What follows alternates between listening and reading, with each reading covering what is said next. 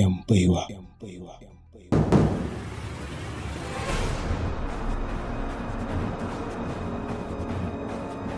Anisa, ina ganin tinkarar fadan Malam Uwaisu a yanzu kamar zai fi zama lokacin da ya dace. Ina ganin wannan shirin ya kamata mu kaddamar da shi nan kusa. User receipt ya keta tsaron fadar Malam Uwaisu. Yanzu ba su da wata kariya.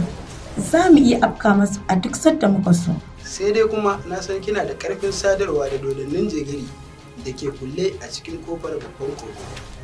Madubin haske yana da matuƙar muhimmanci a gare mu a halin yanzu. Sai dai kuma akwai tsatsauran farashi da za mu biya a kan haka.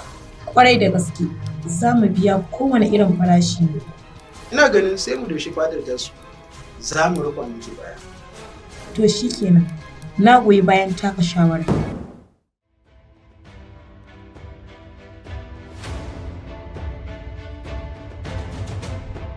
Ina fatan kowannenku ya san dalilin kasancewa shi a nan. Babban dalilin haɗuwar nan tamu a wannan tsibiri domin mu jaddada adalci da kuma kare dukkan wasu masarautu.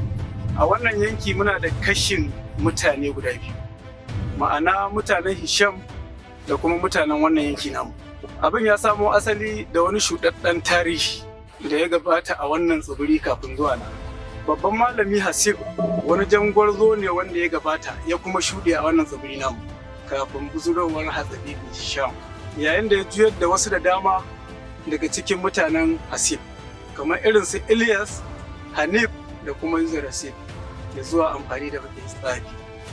Suna da matuƙar ƙarfi shine dalilin da ya sanya su a tsaginsa.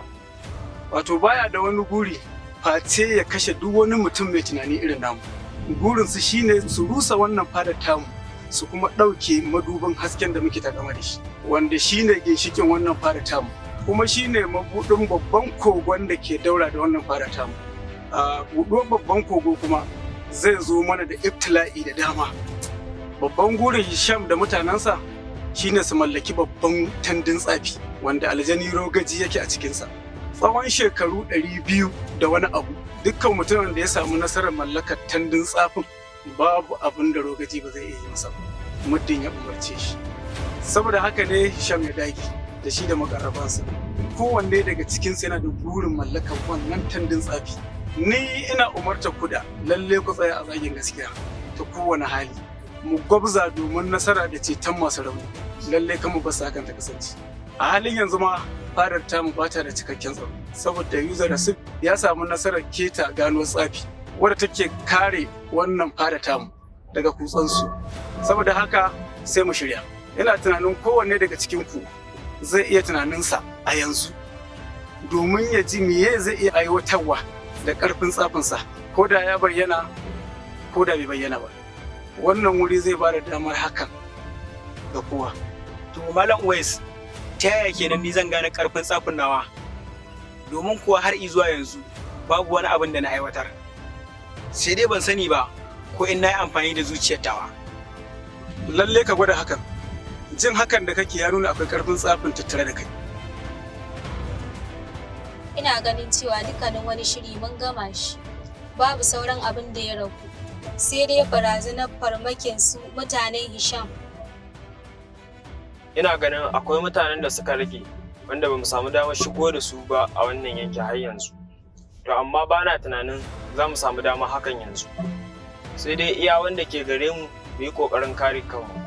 Ni ina ganin mun shirya mu hakan kanmu. Anisa ce take da ƙarfin tsafin kwaikwayon kowa daga cikin. Saboda haka tana da ƙarfin farmaki da kuma kariya. Ina ba ku shawara da ku goya mata baya. Mu haɗa ƙarfi da ƙarfi domin mu ci nasara akan wannan farmaki da ke tunkarar mu.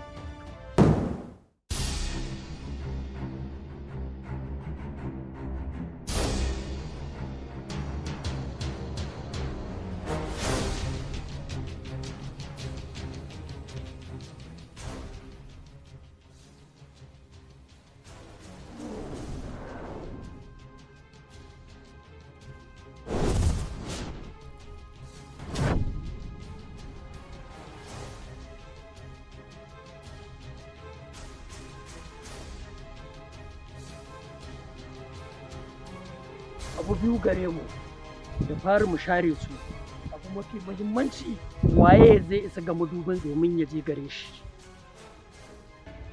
Zan iya. Banni da su kawai. Ni zan sace madubin tsafi. Kawai ku ɗauke min da hankalinsu. Dukkan ku farmake su. Ni zan kare wanda ba sa da garkuwar tsafi.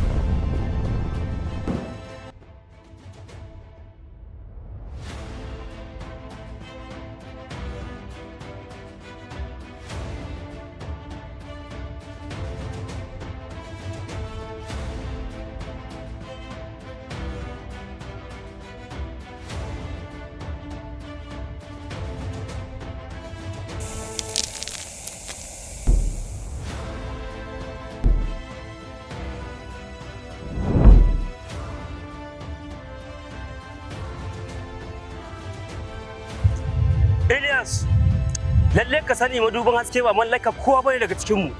Saboda ka bani shi na maida shi a inda ya cancanta kuma ya dace. Ka sani kuma kun aikata babbar ka tobara.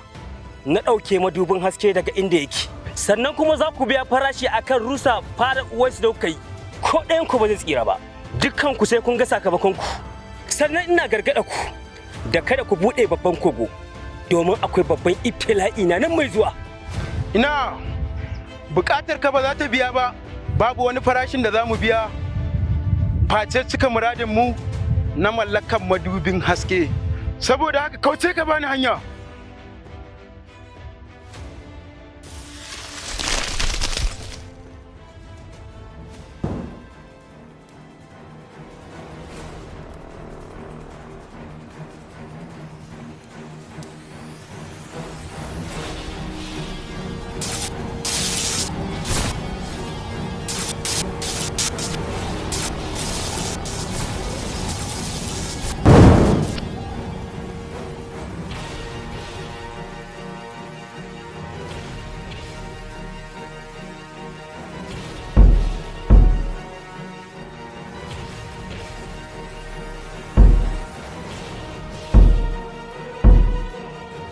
Ilyas, je ka kawai ka bar ni da shi.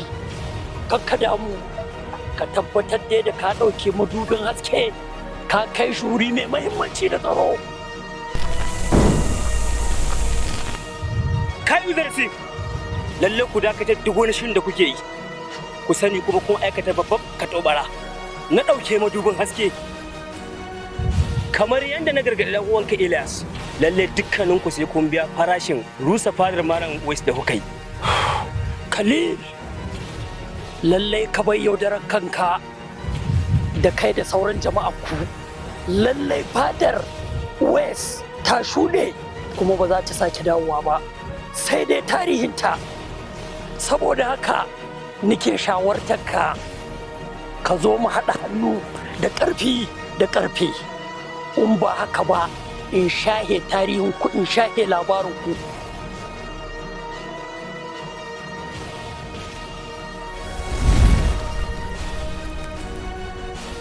Maza masa kanka, Khalil.